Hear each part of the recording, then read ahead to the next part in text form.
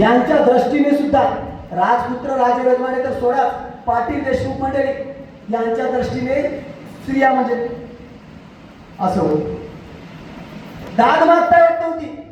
ज्यांच्याकडे दाद मागावे तेच तशा प्रकारचा अन्याय अत्याचार करत आणि म्हणून स्वतःच्या नशिबाला दोष देत घरातल्या घरात रडत पुढत बसण्याची केली पर्याय नव्हता. आणि अशा काळामध्ये माझ्या छत्रपती शिवाजी राजांचा स्त्रीविषयक दृष्टिकोन त्या काळी इतरांपेक्षा वेगळा होता. राजाच्या पाटलाची सुप्रसिद्ध अशी गोष्ट आहे. त्या राजाच्या पाटलानं एका गरीब शेतकऱ्याच्या पोरीला समक्ष उचलून आणि भोगलं. सारा गाव हळहळला पण मुखाच बसला. सारा गाव हळहळला पण मुखात बसला. माती मोड झालेलं जीवन जगण्यापेक्षा मेलेली बरी म्हणून त्या पोरीनं जीव दिला. हा वृत्तांत माणसाच्या माणुसकीला फासणारा हा वृत्तांत जसा मावळ प्रांतात पसरला तसा छत्रपती शिवाजी महाराजांच्या राजधानी असलेल्या राजगडावर पोहोचला आणि छत्रपती शिवाजी महाराजांनी त्यांच्या लष्कराला आदेश दिले, जा त्या राजाच्या पाटलाला मुसक्या बांधून माझ्यासमोर हजर करा. राजा बोले दर आले सर. राजा बोले दर आले. या उक्त्याप्रमाणे लष्कर गेलं आणि त्या राजाच्या पाटलाला मुसक्या बांधून छत्रपती शिवाजी महाराजांसमोर हजर केलं आणि एका गरीब शेतकऱ्याच्या पोरीवर बनावट केला म्हणून त्या राजाच्या पाटलाला झालेली शिक्षा पाहून सामान्य रयता गरीब जनता छत्रपती शिवाजी महाराजांवर फिदा झाली. कोणावर फिदा व्हायचं ते कळायला पाहिजे.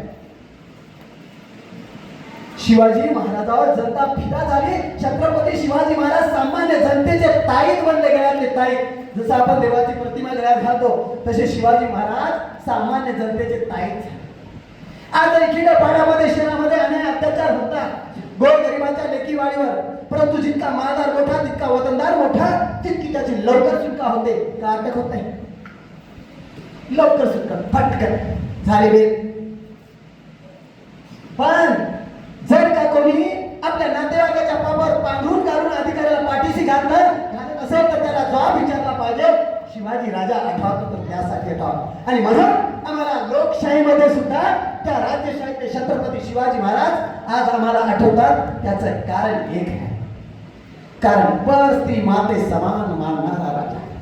एक नामांकित मोगल इतिहासकार ज्याचं नाव आहे काफी खान, त्याने अनेक वेळा छत्रपती शिवाजी महाराजाला आणि संभाजी राजाला शिवाजी लाखोली वाहिली आणि तोच मोगल इतिहासकार काफी खान शिवाजी महाराज आणि छत्रपती संभाजी राजे यांचा गुण गौरव करताना म्हणतो.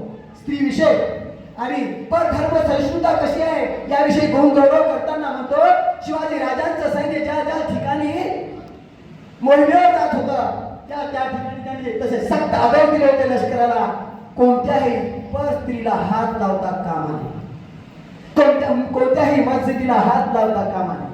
छत्रपती शिवाजी राजांच्या हातात जर पुराण ग्रंथ सापडला तर त्याच्याबद्दल पूज्यभाव दाखवून ते मुसलमान सैनिकाच्या स्वाधीन करत असत. असा छत्रपती शिवाजी महाराजांचा परधर्म सहिष्णुता असा दृष्टिकोन होता. म्हणून आम्ही हा विचार छत्रपती शिवाजी महाराजांकडून हा शिकून घेतला पाहिजे.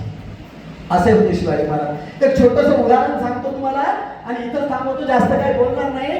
बघा राज्याभिषेक, डायरेक्ट आता राज्याभिषेकाकडे जातो. राज्याभिषेका शिवाजी महाराजांनी राज्याभिषेक करण्याची घोषणा केली. याच काळामध्ये रायगडावर मोठमोठ्या इमारती बांधण्यात जाऊ लागल्या. त्याचे आर्किटेक्चर होते, इंजिनियर होते हिरोजी इंदलकर. मोठमोठ्या इमारती, कारण राज्याभिषेक होणार होता. आणि मग राज्याभिषेकाची तारीख जवळ आली 6 जून 1674. याच्या अगोदरपासून देश विदेशातील अनेक प्रतिनिधी शिवाजी महाराजांच्या राज्याभिषेक सोहळ्यासाठी हजर झाले होते अनेक महिन्यापासून. त्यामध्ये टॉम्सन नावाचा एक ब्रिटिश अधिकारी होता. 6 जून 1674चा दिवस उजळला, तो सोनेरी दिवस उजळला ज्या राजाचा राज्याभिषेक पाहण्यासाठी तमाम हिंदुस्थानातील जनता आतुरली होती. तो अपूर्व असा सोहळा पाहण्यासाठी ब्रिटिश अधिकारी टॉम्सन आला होता आणि तो सोहळा पाहिला. सर्व दुतर्फा स्त्रिया रायगडावर. बघा रायगड किती अवघड. त्या काळात त्या स्त्रिया रायगडावर राजाला आयुष्य मागण्यासाठी, राजाचं स्वागत करण्यासाठी अनेक लहान लहान मुलं दुतर्फा उभे होते, स्त्रिया उभ्या होत्या, त्यांचे सैनिक उभे होते आणि रस्त्यामध्ये असा फुलाचा वर्षाव होता. आणि छत्रपती शिवाजी महाराज एका मोठ्या हत्तीवरून